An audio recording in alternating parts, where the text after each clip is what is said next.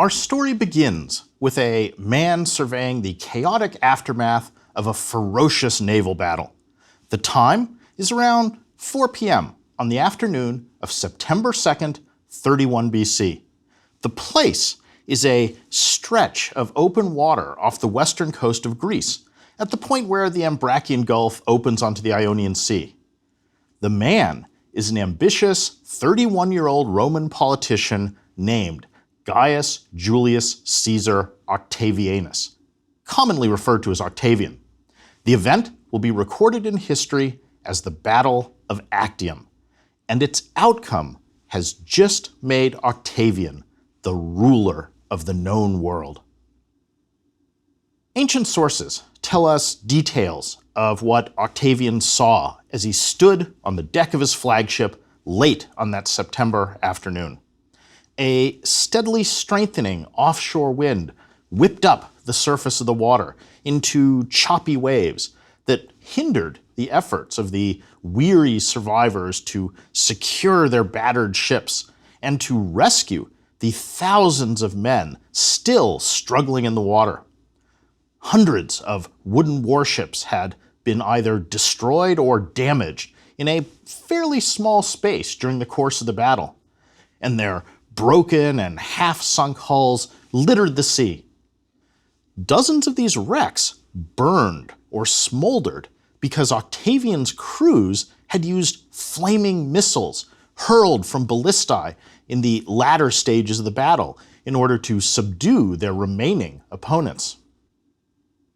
Tens of thousands of men had been killed during the clash, slain by arrows or swords in hand-to-hand combat, crushed when an enemy warship smashed into their vessel with a bronze ram, burned to death on ships set afire by the flaming missiles, or probably most commonly drowned in the Ionian Sea when their warship was destroyed or disabled. Their corpses bobbed in the rough waters alongside other detritus from the battle, such as broken oars, shattered timbers, and torn sails. The Battle of Actium was a decisive turning point in world history because it brought about the end of one major phase and denoted the start of another. It was the moment that marked the final collapse of the Roman Republic and resulted in the creation of the Roman Empire. Octavian's victory at Actium was the culmination of over half a century of destructive civil wars that had torn apart the Roman Republic and undermined its institutions. The Roman Republic had come into being 500 years earlier, when the then small and honestly rather insignificant city-state of Rome had overthrown the last of its kings and established in their place a form of government that shared political power among a group of citizens. The important offices in the government were filled by annual elections, in which all citizens cast votes for their favorite candidates. While this might sound quite democratic, real power was concentrated in the hands of a set of influential, wealthy families from whose ranks almost all of the elected magistrates were chosen. Nevertheless, it was a far more egalitarian system than the monarchies which were the standard political structure of the time. And it succeeded in harnessing the abilities and energy of a broad segment of the citizen body.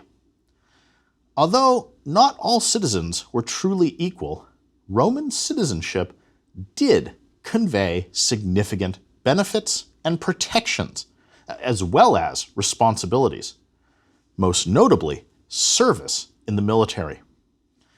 Rome liked to think of itself at this time as a nation of tough and pragmatic farmer, citizen soldiers. And there's a fair amount of truth to this stereotype. As is usually the case in the ancient world, however, it's worth keeping in mind that even in the relatively radical political structure of the Roman Republic, large segments of the populace, such as women and slaves, were excluded from full participation in the system and had an inferior legal and social status. Over the next several centuries, the city of Rome gradually conquered its neighbors and expanded its territory, first in central Italy, and then throughout the entire peninsula. In these early wars, Rome was neither technologically nor tactically superior to its foes, and its army was really only a citizen militia.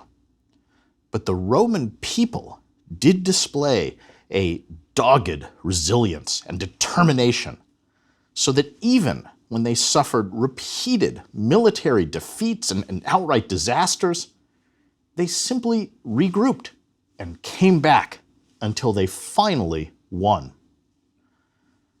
Rome also pursued an unusual policy with regard to its defeated enemies in Italy.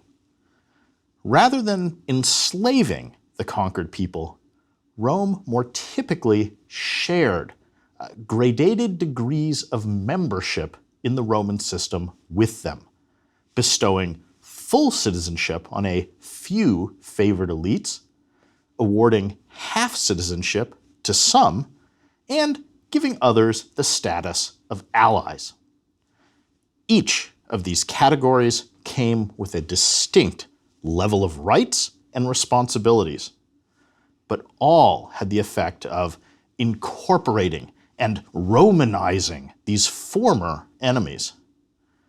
The one universal requirement for all was to provide troops to the Roman army, a practice which encouraged further conquests and gave Rome a decisive edge in battle by affording them nearly inexhaustible manpower reserves. By about 250 BC, Rome had brought the entire Italian peninsula under its sway, and then immediately launched into a series of wars with overseas foes. The greatest and most dangerous of these were the Punic Wars, fought against the rival up-and-coming empire of Carthage. Under the inspired leadership of Hannibal, one of history's great military geniuses, Carthage nearly defeated Rome.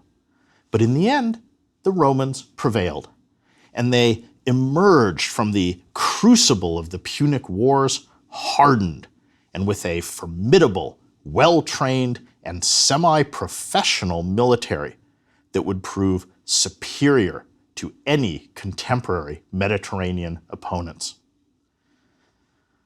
At the beginning of the 2nd century BC, by which time Rome had established hegemony over the Western Mediterranean, it was the eastern half that was in reality the more affluent, more urban, and far more culturally sophisticated area. The East was the Hellenistic world, ruled by a set of powerful kingdoms which were formed out of the breakup of Alexander the Great's empire. And they were all dominated by erudite Greek culture. To the wealthy and refined peoples of the East, the Romans seemed like uncouth and crude brutes. Although the Romans may have been culturally unsophisticated, they were dynamic and possessed a highly efficient military, and they burst onto the Hellenistic world like an explosion. In a few decades, they smashed their way across the eastern Mediterranean, toppling one proud Hellenistic kingdom after another. These conquests came as quite a shock to the Greeks, but there was little they could do to resist the Roman juggernaut. When Rome moved outside of Italy, it adopted a new policy towards conquered regions, becoming less generous in bestowing degrees of citizenship, and instead treating these areas as subjugated zones, organized administratively into tax-paying Roman provinces under the rule of a Roman governor. The vanquishing of the Hellenized Eastern Mediterranean had several long-term effects on Rome. First, Rome acquired riches on a vast scale. The income of the Roman state was multiplied many times over, and certain individuals, particularly members of the ruling elite, became wealthy as well. Second, the Romans adopted much of Greek culture and incorporated it into their own. Roman society was intensely competitive, and Roman aristocrats were constantly vying with one another for prestige and status. Greek culture offered yet another arena for competition, and so upper-class Romans learned to speak Greek. They ostentatiously dropped quotations from Greek authors into their speeches and letters. They tried to amass the largest collection of stolen Greek vases and statuary, and they strove to outdo one another in their knowledge of and facility with Greek culture. Rome had been stunningly successful in conquering the Mediterranean. But these external triumphs ended up creating dire internal problems in the Roman Republic. The fruits of conquest were not evenly distributed. And by the dawn of the 1st century BC, nearly every segment of society was burning with resentment. The half-citizens and allies in Italy, the people who had done much of the fighting and dying in Rome's wars over the last several centuries, they felt it was long overdue for Rome to reward all their efforts by extending full citizenship to them. And they were right. Many ordinary Roman citizens had left their traditional small family farms and gone off to fight in the wars with dreams of coming home rich. But when the spoils were ultimately distributed, they were left out. And these veterans came home impoverished after their years of service. Even worse, many of their farms had been sold so that they ended up homeless or underemployed. Millions of foreigners had been killed or enslaved in the course of Rome's conquests, and many of these slaves who had been torn from their homelands now labored on plantations in Italy. Even among the elite families who on the surface were the big winners in all of this, there was widespread resentment because over time, power had become increasingly concentrated into the hands of an ever smaller number of individuals who monopolized the plum generalships, the most desirable government offices, and the chances to gain fame and glory. Thus, in an odd paradox, the spectacular achievements of Roman imperialism had resulted in nearly every group in Roman society feeling unhappy. These resentments steadily grew until they boiled over during the late Republic, conventionally defined as the period between a failed attempt at reform in 133 BC and the Battle of Actium in 31 BC. As the Republic staggered along under increasing strain, its institutions and traditions were eroded. This era also saw the rise of a series of dangerous strongmen who put their personal ambitions above the good of the state. The first of these were a rival pair of warlords, Marius and Sulla, who set a number of destructive precedents that further undermined the Republic and its institutions. They were followed by a second duo of even more ambitious and precedent-breaking commanders, Pompey the Great and Julius Caesar. Their rivalry ended in a cataclysmic civil war from which Caesar emerged the winner.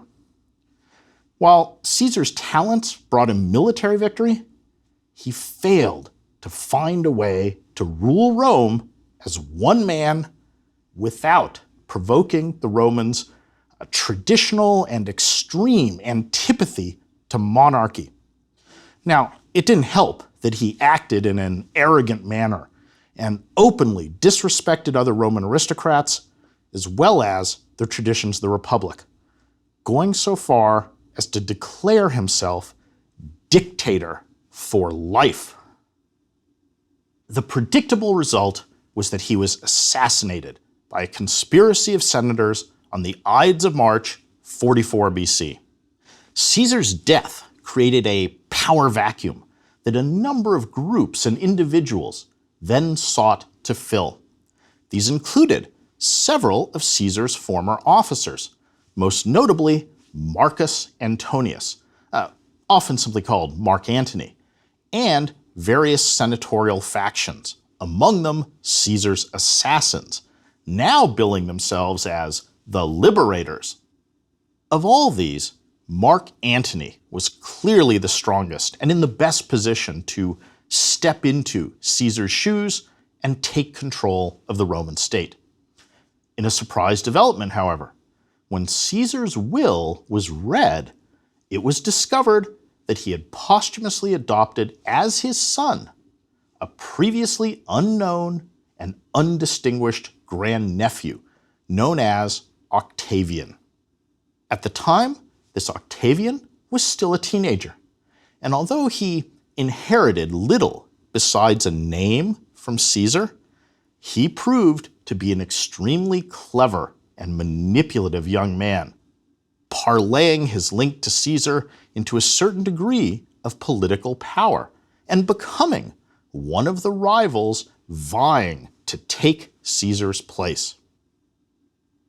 In the decade following Caesar's assassination, Antony, Octavian, and other former Caesarian officers temporarily aligned to defeat the Liberators and the Senate. But ultimately, they turned on one another. Eventually, it came down to just Antony and Octavian, who deferred their final confrontation for quite a while. In the meantime, effectively dividing up the Roman world between them, with Antony holding the richer eastern half and Octavian controlling the west, including Rome itself. During this period, Antony encountered Cleopatra, the ruler of Egypt, which was the last remaining major independent kingdom on the shores of the Mediterranean. The two embarked on a famous love affair, a union that Octavian was able to exploit for propaganda purposes by depicting Antony as having fallen under the seductive spell of a dangerous foreign queen, a narrative that played upon a number of traditional Roman phobias. War was inevitable, and when it finally broke out, it seemed as if Antony might have the edge. He had a large and loyal army, could call upon the substantial wealth and resources of his ally, Cleopatra, and possessed a huge advantage over Octavian when it came to ability as a general. Octavian countered by playing to his strengths, using propaganda to successfully portray what was in reality a civil war between two Romans as a conflict that pitted him as the defender of the Roman Republic against a conniving foreign queen and her Roman dupe. Octavian even maneuvered the Senate into declaring Cleopatra an official enemy of the Roman state. Although a terrible general himself, Octavian could also draw upon the talents of a loyal and self-effacing friend, Marcus Agrippa, a gifted admiral and general who was willing to fight Octavian's battles for him, but allow Octavian to claim all the credit. The war of Octavian versus Antony and Cleopatra culminated in the Battle of Actium, won in crushing fashion by Agrippa's fleet. And so, we return to the scene which began this lecture, of Octavian standing upon the deck of his flagship late in the afternoon of September 2nd, 31 BC, surveying the wreckage bobbing on the waves in the aftermath of his great victory. Just one thing, however, marred his moment of triumph. While Antony's fleet had been nearly totally sunk or captured, and most of Antony's legions had been either destroyed outright or helplessly stranded and thoroughly demoralized, Antony and Cleopatra themselves had managed to sneak through the cordon of Agrippa's warships and escape to Egypt. As long as they remained free, the war could not really be declared over, and therefore Octavian now turned his attention to their pursuit. First, however, he had to briefly return to Italy in order to arrange rewards for some of his own long-serving legions who were threatening mutiny. This entailed a dangerous wintertime crossing of the Mediterranean, and despite his ship suffering severe storm damage, losing a rudder and having its rigging torn away, Octavian made it to Italy. There, he soothed the disgruntled troops, and after only a month, returned to the east to organize the assault on Egypt. Antony and Cleopatra still posed a credible threat, since Cleopatra could draw upon the substantial wealth of Egypt, and Antony still possessed a significant military forces. Most importantly, 4 experienced Roman legions in Cyrenaica, located in North Africa west of Egypt. Octavian swiftly removed the latter menace by persuading all 4 of the Cyrenaican legions to desert over to his side. Octavian then launched a 2-pronged attack on Egypt, with the turncoat Cyrenaican legions advancing from the west, and Octavian leading another army into Egypt from the east. No one wants to stay on a sinking ship, and by now it was clear to all that Antony's fortunes were foundering. His men were demoralized, and more troops began to abandon his cause. The deteriorating mood of his men is exemplified by an embarrassing incident. After Antony won a minor cavalry skirmish, in an effort to boost morale, he singled out one of the soldiers who had fought bravely and had Cleopatra publicly honor the man by awarding him a golden helmet and breastplate. The soldier took the valuable prizes and promptly deserted to Octavian's side. Seeing his best chance in a pitched battle where his superior generalship might give him the edge, Antony boldly led his entire army and navy out to confront Octavian's forces. But instead of fighting, straight away, all his warships switched sides, and all his soldiers simply ran from the battlefield. In despair, Antony returned to Alexandria, determined to commit suicide rather than suffer the humiliation of being captured by Octavian. Even this turned into a humiliating debacle. The servant, who Antony ordered to stab him, killed himself instead. Antony was then forced to fall on his own sword, but only succeeded in inflicting an agonizing but not immediately fatal stomach wound. Unable to find anyone who would finish him off, he then went to see Cleopatra, who had taken refuge in a mausoleum. However, because the doors had already been sealed, in order to gain entrance, Antony had to be tied to a rope and awkwardly and painfully hoisted up into the structure like a sack of grain. There he at last expired in Cleopatra's arms. Octavian triumphantly took possession of Alexandria, of Egypt and its riches, and of Cleopatra herself, who, contrary to Hollywood depictions, did not kill herself right away. The surviving sources are not in agreement on the sequence of events, but it seems to have been at least a week later when she died. Officially, she perished by allowing a poisonous asp to bite her. But she may have been quietly killed at Octavian's order, who then announced that she had committed suicide.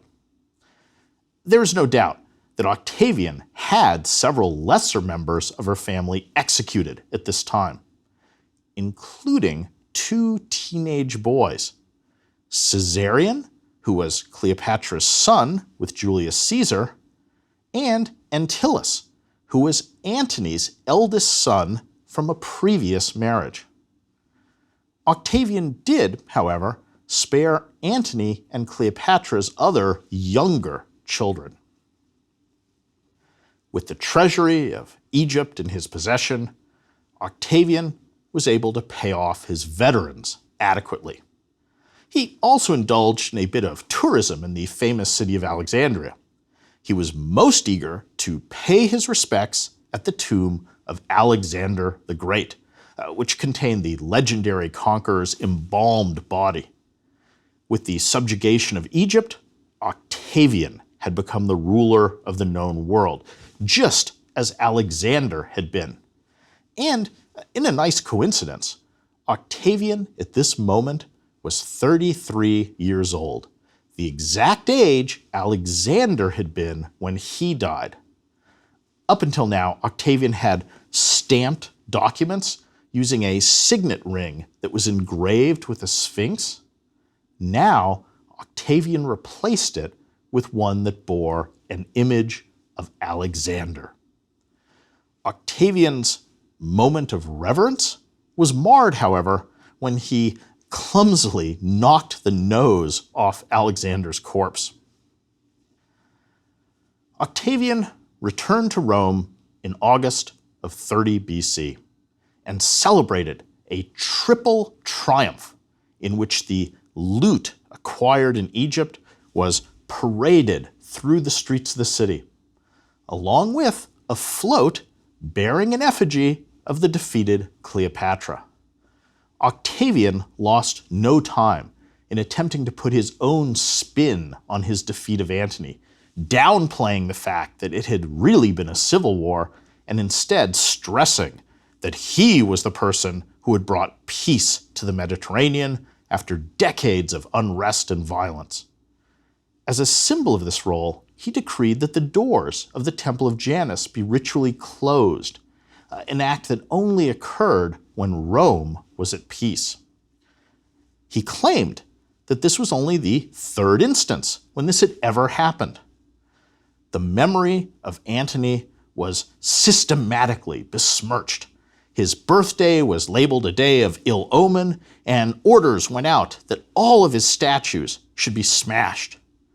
Meanwhile, to bolster his own popularity, Octavian bestowed largesse upon the Romans on an unprecedented scale, distributing 400 sesterces to every citizen, granting land to veterans, canceling taxes, and staging spectacles for the entertainment of the people that presented novelties such as wild beast hunts featuring the slaughter of a rhino and a hippo, exotic creatures never before seen at Rome. Despite all his accomplishments, Octavian might have gone down in history as just another Roman warlord in the mold of Marius or Sulla or even Julius Caesar, who had achieved momentary dominance and then passed from the stage. But it is what Octavian did next that sets him apart from all these men and makes him truly one of the most influential figures in history. This is because Octavian found a way to solve the puzzle that Caesar could not: how to rule Rome as one man and not be killed for being too like a king. Not only would Octavian crack this difficult riddle, but he would become Rome's first emperor, and the political system that he created would endure for the next half a millennium. This system would become the template for countless later empires up through the present day, and he himself would become the model emperor against whom all subsequent ones would be measured. The culture and history of the Mediterranean basin, the Western world, and even global history itself were all profoundly shaped and influenced by the actions and legacy of Octavian. He was the founder of the Roman Empire, and we still live today in the world that he created. Over the following 23 lectures of this course, we will trace the remarkable history of the Roman Empire from its foundation by Octavian through its golden age in the 2nd century AD, and then a series of ever-worsening crises until its eventual decay and collapse. Along the way, we will encounter an array of other emperors and their deeds, from the grandiose and cruel actions of the mentally unstable Caligula and Nero, to the Stoic philosophy of Marcus Aurelius, to the startling conversion of Constantine to Christianity. We will, of course, study the famous characters and major historical events of Roman history, and survey the influential art, architecture, poetry, and literature produced by the Romans. But we will also delve deeply into the lives of ordinary Roman women and men, and discover their experiences and perspectives. Towards this goal, we will scrutinize the messages that they left for posterity on their tombstones, or scribbled on the walls as graffiti. Examine what life was really like for the average city dweller in ancient Rome, and what hazards he or she had to cope with in everyday life. And we will analyze what it was really like to spend a day at one of Rome's spectacular public entertainments, such as gladiator games and chariot races. We will begin our journey in the next lecture by investigating Octavian's ingenious solution to Caesar's puzzle, and his innovative actions in creating the role of emperor and organizing the structure and institutions of the empire. So, please join me on this exploration of the history and culture of the Roman Empire.